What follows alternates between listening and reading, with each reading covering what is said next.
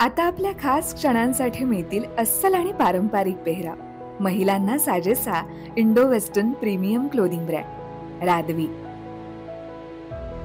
जिथं तुम्ही मूळ चंदेरी पासून लिनन पर्यंत प्रत्येक भारतीय वस्त्रातील पेहराव खरेदी करू शकता. म्हणूनच आजच आमच्या ऑफिशियल वेबसाईटला भेट द्या. जिथं परंपरेचा साज तिथं रादवी तुमच्यासाठी खास. नमस्कार, मी विश्वजित. न्यूज अनकटच्या स्पोर्ट्स अपडेटमध्ये आपलं स्वागत. जाणून घेऊयात क्रीडा विश्वातील काही महत्त्वाच्या घडामोडी. भारत इंग्लंडच्या 5व्या कसोटीच्या पहिल्या दिवसाच्या खेळातील पहिली 2 सत्र यजमानांनी गाजवली. पावसाच्या व्यत्ययात झालेल्या दिवसाच्या खेळात करुण नायरनं 3ऱ्या सत्रात अर्धशतक झळकावताना टीम इंडियाला पुनरागमन करून दिलं. त्याच्या सोबतीला वॉशिंग्टन सुंदरनं चांगली खेळी केली. इंग्लंडनं सामन्यावर घेतलेली पकड नायरच्या खेळीनं सैल झाली. त्याचवेळी यजमानांना एक मोठा झटका बसलाय. संघातील सर्वात अनुभवी गोलंदाज ख्रिस वोक्स याला दुखापतीमुळे मैदान सोडावं लागलंय. भारत आणि इंग्लंड यांच्यात लंडनमधील प्रसिद्ध ओव्हल क्रिकेट मैदानावर 5वा आणि शेवटचा कसोटी सामना सुरू आहे. पहिल्या दिवशी पावसामुळे खेळात व्यत्यय आला, ज्यामुळे जास्त षटकं खेळता आली नाहीत आणि अनेक वेळा खेळ थांबवावा लागला. ही परिस्थिती दोनही संघांसाठी, विशेषतः भारतीय संघासाठी चिंतेचा विषय बनली. त्यामुळे गंभीर आणि गिलची चिंता वाढली. आता सर्वांचं लक्ष दुसऱ्या दिवसाकडे. तब्बल 128 वर्षांनंतर क्रिकेट या खेळाचा ऑलिम्पिकमध्ये समावेश करण्यात येणार आहे. लॉस एंजेलिस इथं 2028 मध्ये होत असलेल्या ऑलिम्पिकमध्ये क्रिकेट या खेळाला स्थान देण्यात आले. पाकिस्तान व न्यूझीलंड या देशांच्या ऑलिम्पिकमध्ये पदक पटकावण्याच्या आशांवर मात्र पाणी फेरलं जाण्याची दाट शक्यता आहे. जुलै महिन्यात ICCची वार्षिक सर्वसाधारण बैठक सिंगापूर येथे पार पडली. या बैठकीत ऑलिम्पिकसाठी पात्रता फेरीचा नियम ठरवण्यात आला. या नियमामुळेच पाकिस्तान आणि न्यूझीलंड या देशांची ऑलिम्पिक वारी आता हुकणार असल्याचं दिसून येत आहे.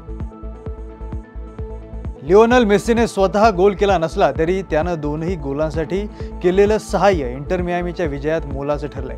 लीग्स करंडक स्पर्धेच्या सलामीच्या सामन्यात इंटर मियामीनं ॲटलसवर संघावर 2-1 असा विजय मिळवला.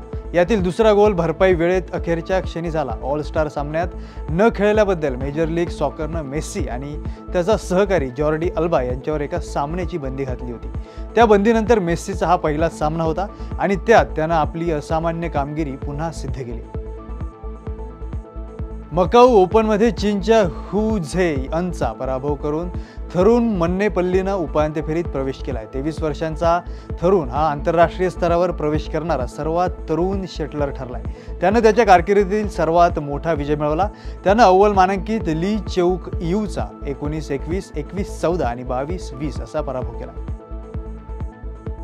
माल्टा 2027च्या कॉमनवेल्थ युथ गेम्सचं आयोजन करणार आहे, ज्यामध्ये 74 देशांमधील 14 ते 18 वयोगटातील 1000हून अधिक खेळाडू सहभागी होतील. कॉमनवेल्थ स्पोर्ट्सनं 2027च्या अखेरीस हा कार्यक्रम आयोजित करण्याची घोषणा केली, ज्यामध्ये नौकानयन आणि वॉटर पोलो यांसह 8 खेळांचं प्रदर्शन केलं जाईल. या खेळांमध्ये आतापर्यंतचा सर्वात मोठा पॅरा स्पोर्ट प्रोग्राम असेल, ज्यामध्ये पॅरा ॲथलेटिक्समध्ये पॅरा स्विमिंगचा समावेश असणार आहे.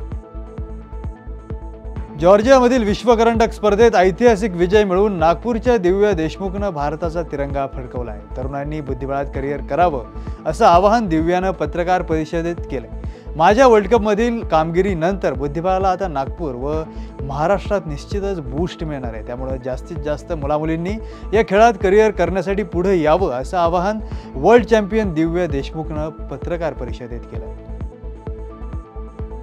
भारतीय महिला कुस्तीगीरांनी काल अथेन्स येथे झालेल्या 2025च्या अंडर-17 जागतिक कुस्ती स्पर्धेत प्रभावी कामगिरी करत 2 सुवर्ण, 2 रौप्य आणि 1 कांस्य पदकासह एकूण 5 पदके जिंकली आहेत. या ऐतिहासिक मोहिमेची सुरुवात रचनानं केली.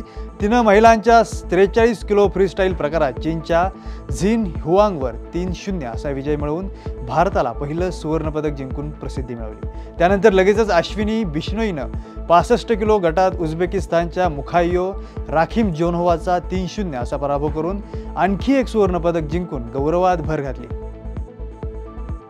या बातमीसह स्पोर्ट्स अपडेटमध्ये इथेच थांबूयात. पाहत रहा न्यूज अनकट.